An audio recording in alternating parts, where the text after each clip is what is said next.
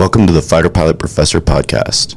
I'm your host, Meta, and in the Fighter Pilot Professor podcast, every week we examine world events and your daily life through the mind of a fighter pilot.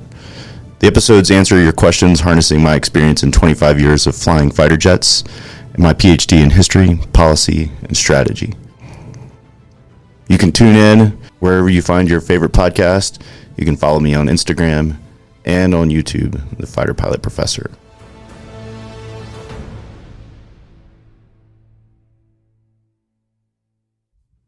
All right, welcome back. It is Season 3, Episode 4 of the Fighter Pilot Professor. I am your host, Meta.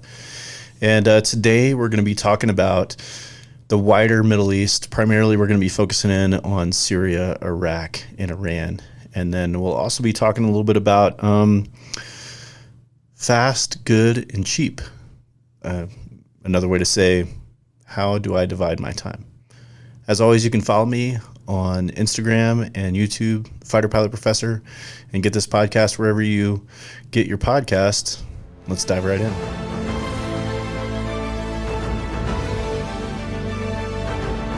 All right, so let's just say it's been busy in the Middle East recently.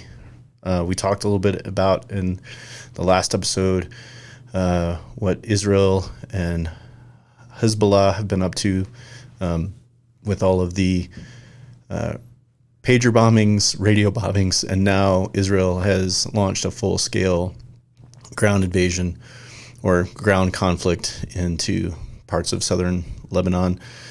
And so I thought that I'd talk a little bit more about how this conflict, particularly between Israel and Iran, is a little wider than just Israel and Iran. And we've talked a little bit about in previous episodes, earlier on, previous seasons and such, about sort of Iran and the U.S. and Iran and Israel. And so this is kind of continual theme here. But I'd really like to focus in this particular case on Syria and Iraq and in the role that they play in this conflict specifically. So as you can see from this map, and obviously those that are listening can't see the map, but basically this map shows a distribution of the sort of ethno-cultural makeup of the Middle East. And you see here in the map that the yellow is largely identified as Arab, and then you have Persian and Kurdish and up in the Iran and northern Iraq region, and then Turkey, and then other various ethno-cultural subgroups distributed about, right? But really, it's less about that, and it's more about the second map here. And the second map shows the religious difference between the two major religious sects of Islam, and this is the Sunni-Shia divide. And if you'll focus in here, and for those of you that can't see the graphic, we'll focus in on Iran, Iraq, and Syria. So Iran is primarily a Shia Muslim country, and part of Iraq has a Shia Muslim population, and part of Syria has a Shia Muslim population. And then sort of sandwiched between those two Shia populations, particularly sort of along the Iranian, Iraqi, and southern Iraqi border, and the western part of Syria, is a fairly sizable stretch of largely Sunni Muslim population. And what this means, especially in current geopolitical realm, is that essentially Iraq is the battleground between Iran and its Shia population, primarily of Persian ethno-cultural descent, and Saudi Arabia and its Sunni population. So Saudi Arabia is the center of Sunni Islam, and those two countries, Saudi Arabia and Iran, which we've talked about in previous episodes, being the primary contenders for regional hegemony along with Israel, really represent the sort of centers of power for these two Islamic religious groups. And so this sort of cultural conflict is semi-religious, semi-ethnic, and largely around the, who's going to be the hegemon for the region between the Muslim nations. Is it going to be Saudi Arabia or is it going to be Iran?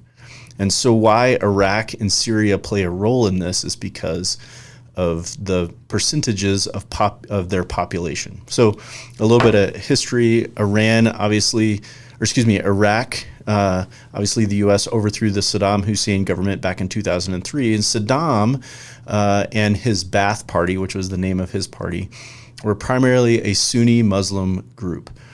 And they fought several wars with the Iranian Shias, right? And Saddam and his regime, oppressed pretty significantly the Shia majority parts, especially in southern and eastern Iraq. Similarly, out in Syria, the Syrian government is Shia. So the Assad regime is a Syrian specific sect of Shia Muslim called Alawite. They are a they are a Shia sect, and Syria has a large population of Sunni Muslims. And so between Iraq and Syria, you have this, at least until Saddam's government was overthrown, you had this ruling party or this ruling family who was the minority of the rest of the country that they were ruling. And so you see both in Syria and in Iraq this sort of history of oppression by the two governments. Now, when the U.S. overthrew the Saddam's regime, then this is where we get a lot of the conflict that we have now. So what do I mean by that? So essentially, Iraq has become a sort of proxy battleground between Sunni and Shia sects. And so we see the Iraqi government is this sort of divided conglomerate government between the Sunni and Shia sects of who's going to be ruling. We have militia groups, both Shia and Sunni, that are fighting. And in fact, during the U.S. occupation in Iraq, especially in like 2006, this is when there was a huge conflict between the Sunni and Shia groups inside of Iraq for who was going to hold sway. And then in the 2010s, you had the rise of ISIS, and then obviously the U.S. helping Iraq to put down the ISIS uprising. And now you have largely ISIS has been crushed out, but essentially, and this is also holds its roots in the Arab Spring, and there's a whole bunch of other history that goes into this. But now essentially you have this sort of semi-ungoverned space in eastern Syria and western Iraq that is largely a Sunni population, and then you have the sort of controlling centers closer to Iran in Iraq, and then along the western coast of Syria that are Shia. And so this creates a sort of middle ground for conflict between the Sunni and Shia control, particularly for Iraq. And so that's why we see still U.S. soldiers, which we'll get to more in a separate episode talking about U.S. presence in the Middle East. But nevertheless, this struggle between Iran and Saudi Arabia, and particularly Iran and Israel, is sort of taking place over who's going to be in control in Iraq. And why this matters, particularly for the Israelis, but also for the Iranians, is if I control the middle ground, or if I have a friendly government in the middle ground that is Iraq, then as Iran, from Iran's perspective, they can reach through Iraq into Syria and potentially down into Israel a lot easier, right? Conversely, and then also they can hold sway over a large portion of the Middle Eastern population between Syria, Iraq, and Iran. And then obviously we've talked about Lebanon, for example, right? Conversely, you have the Saudis, Jordanians, and other Gulf nations that are primarily Sunni Muslims, and so they're interested in not allowing Iran to hold sway. And so that's why, in my opinion, the sort of conflict that is ongoing is as much about like who's going to be the hegemon in the Middle East, and sort of what is it going to be, Sunni Muslims or Shia Muslims that are going to hold sway in the middle ground of Iraq. From both the Iranian and the Israeli perspective, in my opinion, it makes it means a lot for them to have sway in Iraq, and the way that the Israelis would have sway in Iraq is through the Sunni Muslim populations and the governments that would be friendly to Sunni Muslim governments such as Saudi Arabia. And so that's why, in my opinion, you see Israel interested in signing the Abraham Accords with Sunni Gulf states such as Bahrain, Qatar, the UAE, and even potentially Saudi Arabia. And so we see this where the Israelis and the Sunni Muslims sort of pseudo teamed up, if you will, to sort of halt Iranian influence, particularly in Iraq and sort of eastern Syria, because if Iran can have influence over Iraq and Syria, then they threaten the hegemony of Saudi Arabia as a regional power, and then they also threaten Israel as an existing state. So there you go. That's my take on why this conflict between Israel and Iran is bigger than just what's going on right now, and in fact, it involves the wider Middle East. As always, you can follow me on YouTube and Instagram, The Fighter Pilot Professor, and we'll jump right into our next segment.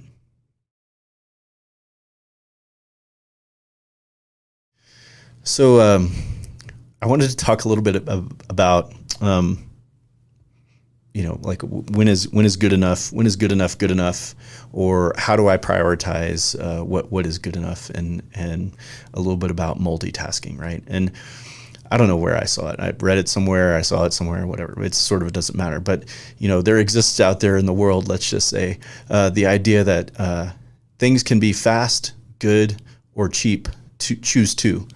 Right. And what that means is you have to balance out the things that you want out of something if you're getting a product, right? So I can get it fast and I can get it fast and good, but it's not going to be cheap, right? Or vice versa.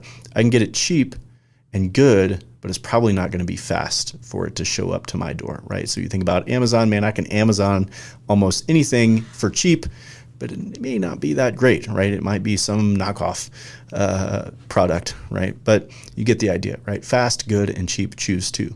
It's kind of the same thing with your time. If I'm doing a project, I can do it fast, good, or cheap.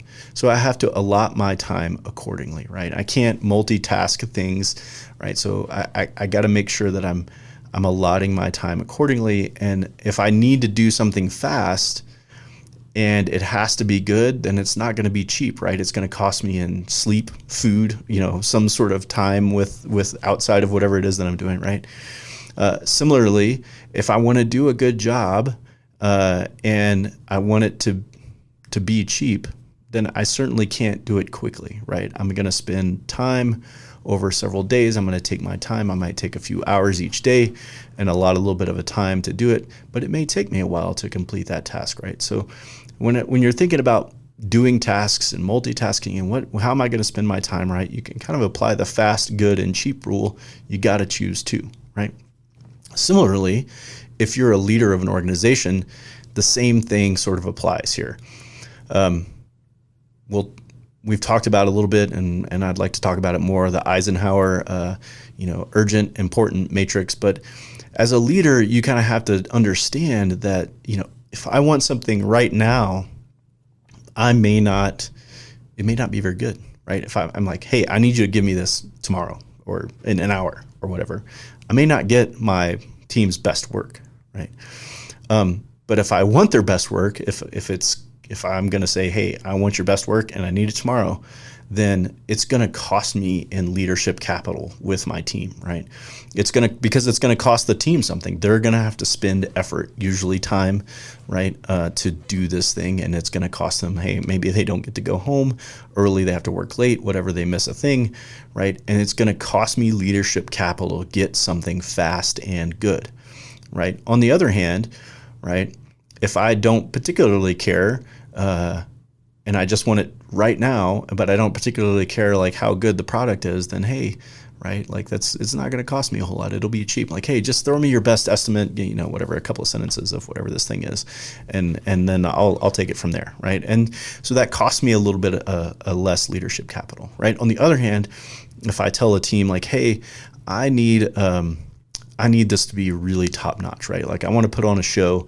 I want this to be top quality, right? I better make sure that I'm giving them the time and resources they have to accomplish this job, right? Right. Fast, good, or cheap, I can only choose two, right? So I got to give them resources. I got to give them time to accomplish the thing that they're having to do, right? And that applies sort of for your own time and for your team's time if you're leading teams. So just keep that in mind. The fast, good, and cheap model is you got to choose two. So use that as you will.